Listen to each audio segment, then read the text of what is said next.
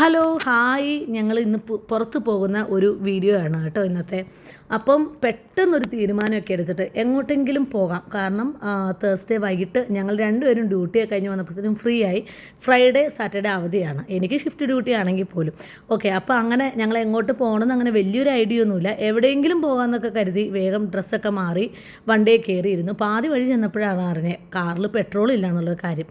അപ്പോൾ തൊട്ടടുത്തൊരു പെട്രോൾ പമ്പിൽ കയറി പെട്രോളൊക്കെ അടിച്ച് മുമ്പോട്ട് പോകണം. അപ്പം നൈറ്റിൽ ഒമാനിൽ നമ്മൾ യാത്ര ചെയ്യുമ്പം കാണുന്ന വ്യൂ ആണ് ഇത്. പൊതുവേ ഫ്രൈഡേ സാറ്റർഡേ ഒക്കെ തിരക്കുണ്ടെങ്കിലും ഈ സമയങ്ങൾ ഇന്ന് തിരക്കുണ്ടായിരുന്നില്ല. അങ്ങനെ ഞങ്ങൾ ചെന്ന് പാതി എത്തിയപ്പോൾ ശരിയെങ്കിൽ അവന്യൂസ് മാളിൽ പോയേക്കാമെന്ന് കരുതി. അങ്ങനെ കറക്റ്റ് നമ്മുടെ മാളിൻ്റെ മുമ്പിൽ തന്നെ പാർക്കിംഗ് ഒക്കെ കിട്ടി. ഞങ്ങൾ മാളിൻ്റെ ഉള്ളിലേക്ക് കയറി. ഇത് ഞങ്ങൾ പോവാണ്. അപ്പോൾ ഇതിൻ്റെ ഉള്ളിൽ പോയപ്പോഴും നമുക്ക് പ്രത്യേകിച്ച് ഐഡിയാസ് ഒന്നുമില്ല. അപ്പോൾ പോകുന്ന വഴിക്ക് ഒരാൾക്ക് വിശന്നു. ഇപ്പോൾ നിങ്ങൾ വിചാരിക്കും പിള്ളേർക്കാണ്, അല്ല, തീർച്ചയായിട്ടും ഹസുവിന് വിശന്നു. അപ്പോൾ വിശന്ന് കഴിഞ്ഞപ്പോൾ എന്തെങ്കിലും പോയി ഫുഡ് കഴിച്ചേക്കാം. ഫുഡ് കഴിച്ചാലാണ് നമുക്കൊരു എനർജി ഉള്ളൂ, എവിടെയെങ്കിലും പോകണമെങ്കിൽ ഒരു എനർജി ഉള്ളൂ. അപ്പോൾ അങ്ങനെ ഞങ്ങൾ ഫുഡ് കഴിക്കാമെന്ന് പറഞ്ഞ് മേളിൽ ഫുഡ് കോർട്ടിൽ പോയപ്പോൾ കണ്ണി കണ്ടത് തന്നെ KFC ആണ്. ആക്ച്വലി ഞാൻ ഡയറ്റിംഗ് ഒക്കെ ആണെങ്കിലും KFC കണ്ടപ്പം എനിക്ക് ഒരു ദിവസത്തേക്ക് ഡയറ്റിങ് മാറ്റിയേക്കാമെന്ന് കരുതി. പിന്നെ ചിക്കൻ എന്ന് പറഞ്ഞാൽ പ്രോട്ടീനാണല്ലോ, കഴിച്ച വണ്ണം വെക്കുമല്ലോ. അപ്പോൾ അതുകൊണ്ട് ഞങ്ങൾ ഇങ്ങനെ അതിനുവേണ്ടി വെയിറ്റ് ചെയ്തു. ഫൈനലി ഞങ്ങളുടെ KFC വന്നു. സാധാരണ ഞങ്ങൾ KFC വാങ്ങിക്കഴിഞ്ഞാൽ മിനിമം ഒരു 2-3 പീസൊക്കെ വേസ്റ്റ് ആകാറുണ്ട്. അതിൻ്റെ പേരിൽ എന്നും എനിക്ക് വഴി കേൾക്കാറുണ്ട്. കാരണം എന്താണെന്ന് വെച്ച് കഴിഞ്ഞാൽ എനിക്ക് ഫുഡ് കഴിക്കുന്നതിന് മുമ്പ് ഭയങ്കര അത്യാഗ്രഹമായിട്ട് അത് വേണം ഇത് വേണമെന്ന് പറഞ്ഞ് ഓർഡർ ചെയ്യും. പക്ഷേ ഫുഡ് ശരിക്കും ടേബിളിൽ വന്നു കഴിയുമ്പോൾ തന്നെ എനിക്ക് അത്രയും കഴിക്കാൻ പറ്റില്ല.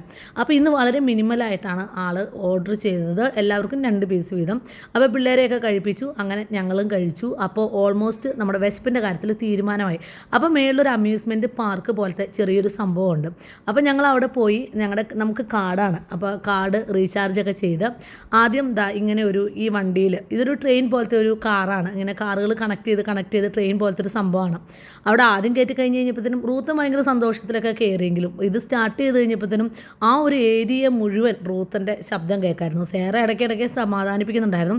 എനിവേ ഞങ്ങൾ സ്റ്റോപ്പൊന്നും ചെയ്യിപ്പിച്ചില്ല. നല്ലതായിട്ട് റൂത്തൻ അവിടെ കിടന്ന് കരഞ്ഞു കൂവി എന്നുള്ളതാണ്.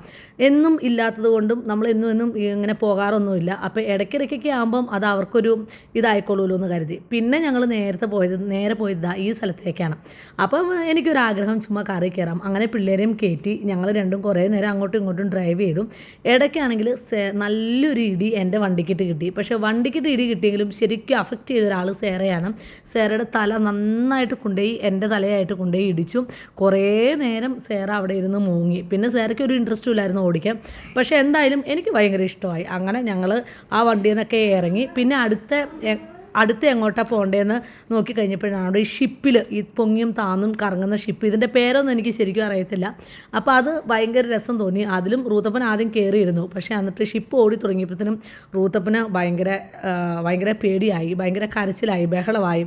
പക്ഷേ സേറയുടെ കൂടെ തന്നെ ഇരുന്നുകൊണ്ട് റൂത്തിന് ചെറിയൊരു സെക്യൂർ ഫീലിംഗ് ഉണ്ടായിരുന്നു. അങ്ങനെ കുറേ നേരം അവർ അവിടെ ഇരുന്ന് കറങ്ങിക്കഴിഞ്ഞ് പിന്നെ കുറച്ച് നേരം കഴിഞ്ഞപ്പോൾ അവിടെ നിന്ന് ഇറങ്ങി. അത് നല്ല രസമുണ്ടായിരുന്നു കേട്ടോ. ഇനിയിപ്പോൾ എങ്ങോട്ട് പോകണം എന്നറിയാതെ അവിടെ തന്നെ നിൽക്കുമായിരുന്നു. പിന്നെ കുറച്ച് നേരം അവിടെ ഇരുന്ന് കുറച്ച് സെൽഫിയൊക്കെ എടുത്തു, കുറച്ച് വീഡിയോ ഒക്കെ എടുത്തു. അവസാനമായപ്പോഴത്തേനും ശരിയെങ്കിൽ വീട്ടിൽ പോയേക്കാമെന്ന് കരുതി. കാരണം കയ്യിലെ കാശെല്ലാം തീർന്നു. അപ്പോൾ പോകുന്ന വഴിക്ക് R&Bയിൽ ഒന്ന് കയറി കുറച്ച് ഓഫറൊക്കെ നോക്കാമെന്ന് വിചാരിച്ച് R&B കയറി കഴിഞ്ഞപ്പോഴത്തേനും R&Bക്കാർ പറഞ്ഞു ഞങ്ങൾ ക്ലോസ് ചെയ്യാൻ പോവാം. കാരണം ഓൾമോസ്റ്റ് 11:30 ആയിരുന്നു, അവർ ക്ലോസിങ് ടൈമായി. പിന്നെ അപ്പോഴത്തേനും വിശന്നൊക്കെ തുടങ്ങിയായിരുന്നു. പക്ഷേ ഇനിയും പുറത്തുനിന്ന് ഫുഡ് കഴിക്കുന്ന കാര്യം പറഞ്ഞു കഴിഞ്ഞാൽ എൻ്റെ കാര്യത്തിന് തീരുമാനമാവും. അതുകൊണ്ട് തന്നെ ഒന്നും പറഞ്ഞില്ല. ഞങ്ങൾ തിരിച്ച് വീട്ടിൽ വന്നു. ഇതാണ് ഇന്നത്തെ വീഡിയോ. അപ്പോൾ താങ്ക് യു ഫോർ വാച്ചിങ്.